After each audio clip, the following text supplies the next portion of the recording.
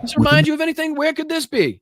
Where could this be? This could be Auschwitz-Birkenau. This could be Sobibor. This could be Majdanek. This could be Dachau.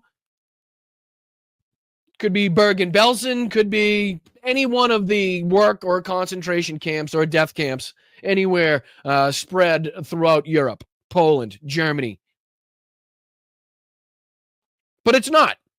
It's in the western part of the United States, built to house United States citizens. That kind of brings us into this story, right? As we talk about internment, as we talk about, forced starvations and forcing populations into certain territories, right? You got this going on where ICE is using former Japanese internment campsites for migrant detention centers. As Donald Trump is sending the National Guard and ICE into blue cities all over the country to disrupt, to cause chaos, to intimidate, to invoke fear. I mean, I don't know if there's a better definitional use of the word fascism than the head of the government literally sending in its own fucking military to suppress and like I said, invoke fear into its own citizens for political purposes. I mean, that pretty much hits the fucking nail on the head here. But I'm not sure. Do you guys remember here? Before we actually go into this, why don't we have a little reminder? We'll do this video first, right? This is just a short video from the weekend on, I believe it was MSNBC here. Yes, it was. And then we'll go into the history of this camp. So check this out. Japanese American groups blast use of Fort Bliss, former internment campsite, as ICE detention center. Now, does anybody not know the story? Does anybody not know the background? Let me see if I can maybe put this on here.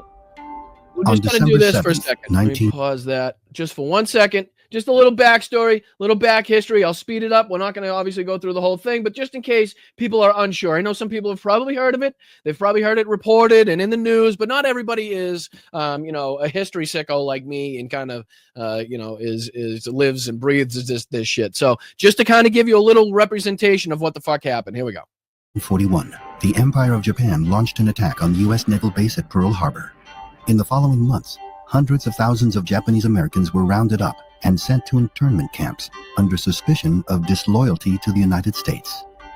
So just so everybody's clear on that, United States citizens, because of their Japanese heritage and fear that the United States had of, cooperation and collusion with people back in Japan in the homeland, they literally rounded up and interned, and not just Japanese. I believe it was German, Italian. I believe there was several different nationalities. The most famous of which being the Japanese, I think, because that was the largest population of interned citizens, if I'm not mistaken.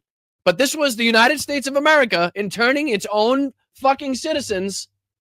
And now we're seeing that repeated. Now we're seeing that happen once again. And the Trump administration is so sick and disgusting and depraved that they're actually using the same exact sites just to invoke the same thoughts, the same fears that people had. Listen to this.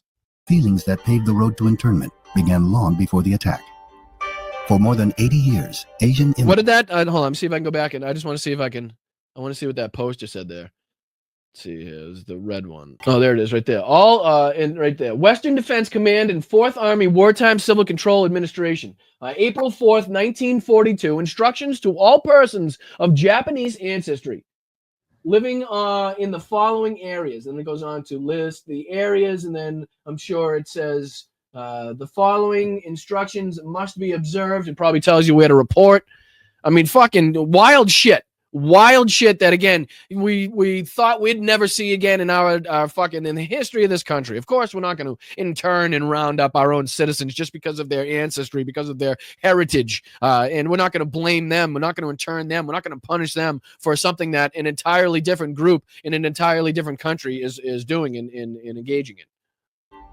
For more than 80 years, Asian immigrants... Notice, look at what it says in the background, too. Notice, communists, nihilist and socialist, Finian and hoodlum, welcome, but no admittance to Chinamen. Right? Obviously, a little thing of propaganda there where they're letting in anybody. You can be anybody. You can be a hoodlum. You can be a socialist. You can be a nihilist, a communist, but you can't be Chinese. You can't be Chinese. Gate of Golden Liberty, and I think that's just a play on this the roundup. Were viewed as economic threats, spurring various laws that effectively banned them from the country. For those who made it to America, the lingering resentment culminated after Pearl Harbor. Motivated by vocal outcries from politicians and military officials, FDR signed Executive Order 9066, empowering the U.S. Army to designate areas from which any or all persons may be excluded. He later formed to designate areas from which any or all persons may be excluded. The War Relocation Authority to establish 10 permanent camps housing nearly 120,000 Japanese Americans. 10 permanent camps.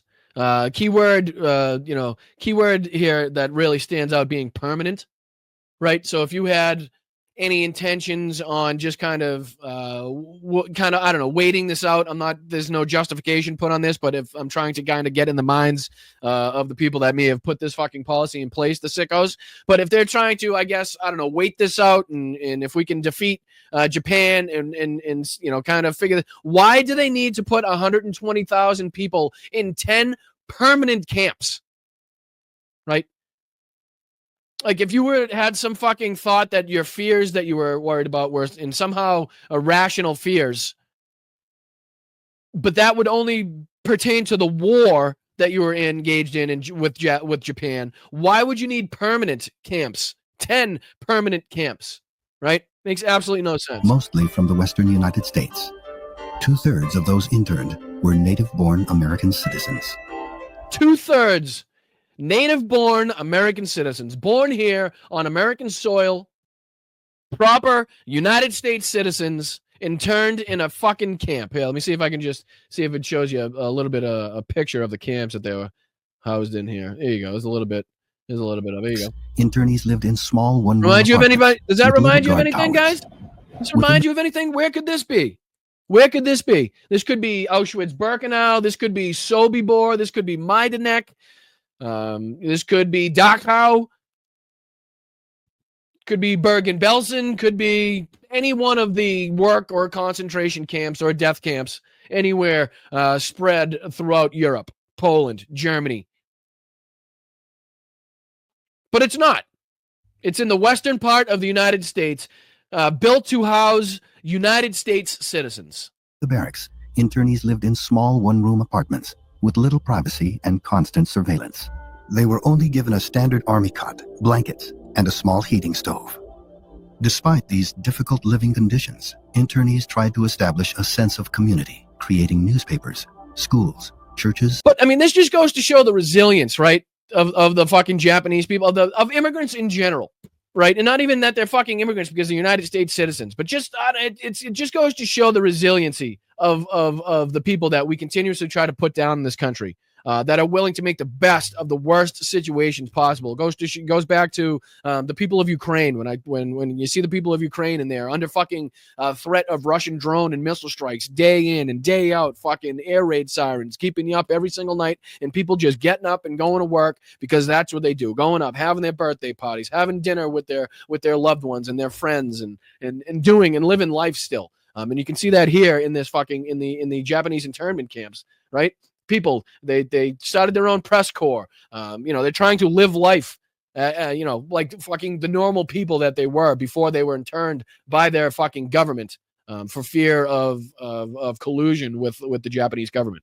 Internees tried to establish a sense of community, creating newspapers, schools, churches, and farms. Even in the face of persecution, young men came forth to join the military. Nearly 33,000 Japanese Americans and even joined up in the military to fight for the country that had its fucking parents, that had its relatives, its brothers and sisters and aunts and uncles interned in a fucking concentration camp. And 33,000 Japanese Americans said, you know what? I will still go to fight for my country. I will still go to fight for my family, for the land that I have. That was stolen from me. Jobs were stolen. You guys know how deep this goes. This wasn't just like fucking round them up, throw them in there for a couple months, and let them go back to their lives, right? This was jobs were stripped away, farms were fucking stripped away, livelihoods were stripped away, never to be returned. Fucking businesses that have been built up for generations were fucking stripped from these people. This wasn't just like, hey, can you stay here for a couple weeks and we'll let you go back home?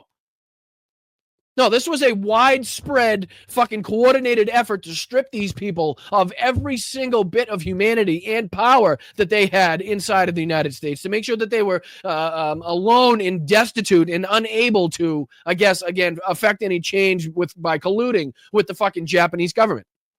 And then you hear about this shit, And then you hear about this shit happening now. Japanese-American group blast U.S. Use of Fort Bliss, which we just saw, former internment camp, as site of ICE detention center. And we'll continue. And what do you think about the administration, knowing everything we know now, everything we know about that site, what it was used for, the horrors that happened to Japanese people there, them using it now as a migrant facility? Well, good morning. Thank you so much for having me on to talk about this. And sorry, who should have fucking something to say about this? You know who should have something to say is this fucking fat bastard. This is the training. Look at Dean Cain. Look at Dean Cain's training he's getting in, folks. And I'll tell you in a second why I bring up Dean Cain and the Japanese internment camps. Check this out. This is Dean Cain. And so this time, Dean Cain isn't flying there. He's going through that obstacle course and training to be an honorary ICE agent. He was working hard out there, and this is exactly what those recruits will do as they're picked one by one. And they're at the federal law enforcement. Slow down, Dean. You don't want to get there too quick. Slow down. Take a breath. Take a second. Somebody get this fucker a cape. Training center in Brunswick, Georgia. This place is amazing. And oh my God. But I only say that because Dean Cain himself, yes, ladies and gentlemen, is of Japanese ancestry, right? Is of Japanese descent. So you would think that if anybody has a fucking horse in the race, if anybody has, a fucking a dog that they have racing in this in this battle, is fucking. You'd think Dean Cain might have something to say. The guy that is actively training to go so this time, Dean Cain isn't flying there to put them in that exact concentration camp, to put them in that exact fucking facility, right? Is going through that obstacle course and training to be an honorary ICE agent. He was working hard out there, and this is exactly what this. That fucking whoever he's chasing is fucking 9 states away already. By the time Dean gets out of that tunnel, the other guy is already fucking 4 states away, having breakfast, lunch, and dinner with his family. Holy shit! All right, just let's finish out the rest of this little thing. I want to hear what this woman has to say about it. Let's go. Not talking about what's happening around immigration detention enough in our country.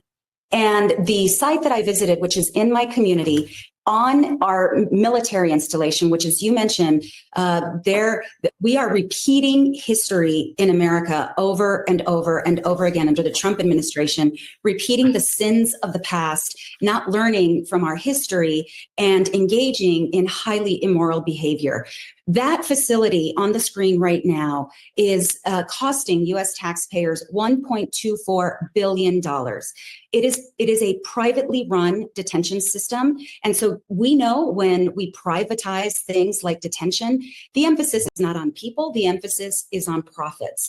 And this funding mechanism is part of the Republican One Big Beautiful Bill, where they invest our money, $170 billion of our tax dollars, in the Department of Homeland Security. Now, remember, they are cutting Americans' healthcare. They are cutting nutrition programs. They are eliminating cancer research. They are slicing and dicing everything. She goes on to talk about Christian helps America. Of the deportation planes, sources say, Eugene brought this up in the intro, but it says it can cost $80 million to $400 million to buy a commercial airliner.